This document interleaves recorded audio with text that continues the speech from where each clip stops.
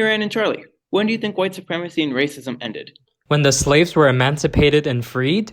No, it's still around today.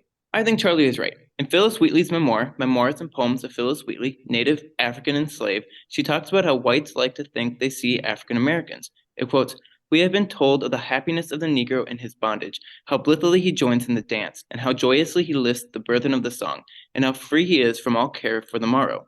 But would the free man change places with the slave? Does he envy his condition? Oh, so what you're saying is that white Americans saw themselves as superior to African Americans, even if terms like white supremacy and racism weren't invented back then. It makes sense that these words defined what was occurring throughout this entire time period. Yeah, between the 15 and 1900s, roughly 12.5 million African Americans were taken to slavery by white Americans.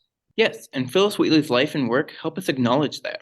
Originally born in Senegal, West Africa, Wheatley was a slave brought into America when she was 7, owned by a family that was kind to her and allowed her to learn to read and write, setting her up for her literary work and poem writing. This helped her to speak out about her experiences as a slave and write many poems and books, including the one that we have cited. That's interesting because I don't think many African American slaves had this luxury. Looking later on, many slaves would not have gotten this experience because they were probably ordered to pick cotton, which is sad.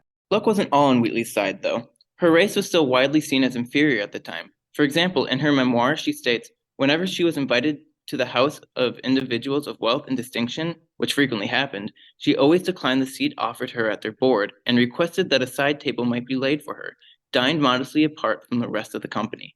That checks out. White Americans' goals were to make African Americans inferior and keep them there. This was seen all the way up to the emancipation of the slaves and even beyond that. Heck, African Americans still fight for their rights today. There's evidence for all that, actually. I've investigated an academic study that researched African American students' success in the classroom throughout the 1970s. I could only imagine the school system would barely be able to support these minority students in their endeavors. And to that, I say Brown v. Board of Education, which occurred on May 17, 1954, was not the final straw. Here's a take. If I told you that you're only able to read 25 out of 300 pages in a certain book, would you confidently be able to present about the contents of the entirety of that book? Not a chance. I wouldn't have even formed a solid opinion of the book in 25 pages. Exactly my point.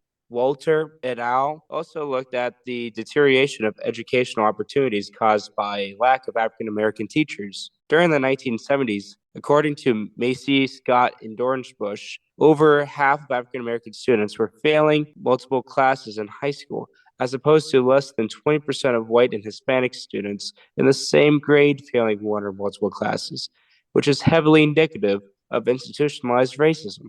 Why? It was because Black students were not being taught the same way as white students. They backed up their statistics because African American students had only a sporadic amounts of easy homework, which is not rigorous enough to keep up with their higher level of schooling. It's also ill-informing these students to maintain a terrible work ethic. That's shocking indeed. I also thought religion and the church were strongly influenced by white supremacy. Ryan, can you tell us more about this? Sure, Paul Harvey's Religion, White Supremacist described the differences in white supremacy attitudes in Christianity from the 15th century all the way to the 20th century.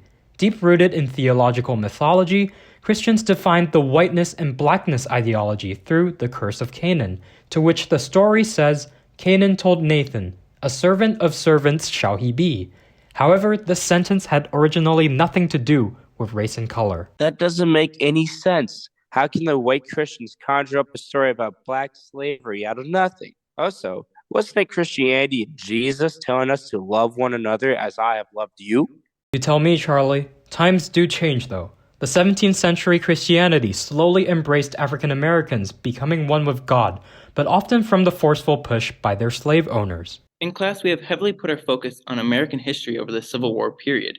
Do you think that period of time changed for the better for African Americans in terms of religion? Unfortunately, not quite. The Civil War further intensified relations between the whites and African Americans due to self-influence and the reliance on slave power. Political enlightenment was discouraged because God did not intend them to do certain things. In short, the whites' God was apparently totally different from the blacks', with the former's love and forgiveness only extending to those who are not quote-unquote dirtied. I'm surprised that Phyllis Wheatley stayed religious during her tough times. Imagine the slander and discrimination the woman faced when racism was at its peak. If we look closely into one of Wheatley's works on being brought from Africa to America, she specifically talked about the importance for her African American fellows to follow in God's path and the rest will follow, ultimately debunking the white supremacist ideology of their religion.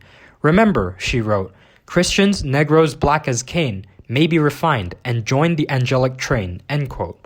Wheatley knew that their skin color and race did not define their measly worth, and reminded them to stay resilient upon discrimination.